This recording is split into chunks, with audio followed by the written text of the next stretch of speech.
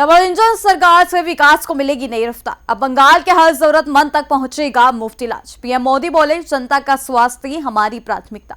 तो चलिए इस वीडियो में हम आपको बताते हैं विस्तार से, लेकिन उससे पहले स्वागत है आपका RNI न्यूज पर। मैं हूं आपके साथ तमन्ना चौधरी। पश्चिम बंगाल के राजनीति और स्वास्थ्य व्यवस्था को लेकर एक बड़ा संदेश सामने आया।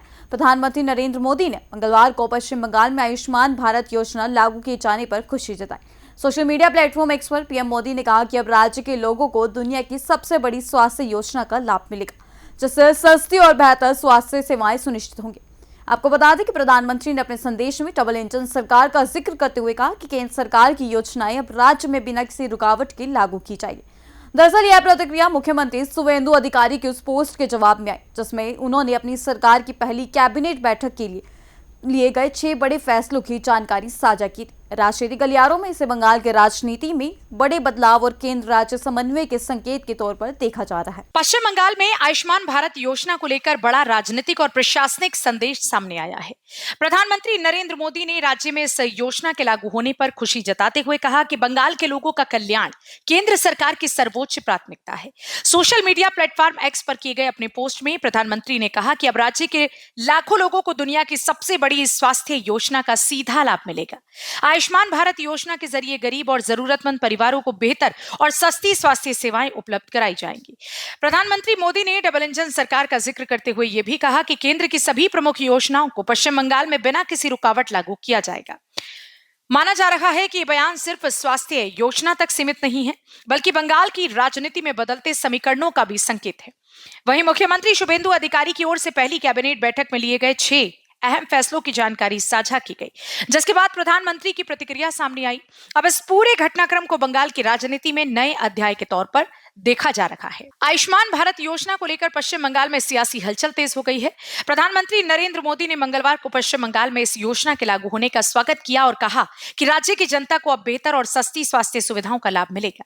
प्रधानमंत्री ने अपने सोशल मीडिया पोस्ट में कहा कि देश की सबसे बड़ी स्वास्थ्य योजना अब बंगाल के लोगों तक पहुंचेगी और गरीब परिवारों को इलाज के लिए आर्थिक बोझ नहीं उठाना पड़ेगा। पीएम मोदी ने डबल इंजन सरकार की बात करते हुए कहा कि केंद्र और राज्य सरकार मिलकर विकास योजनाओं को तेजी से आगे बढ़ाएंगे।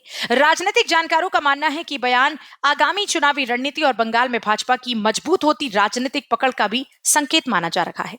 दूसरी ओर मुख्यमंत्री शुवेंदु अधिकारी ने अपनी सरकार की पहली कैबिनेट बैठक में लिए गए 6 महत्वपूर्ण फैसलों की जानकारी साझा की थी।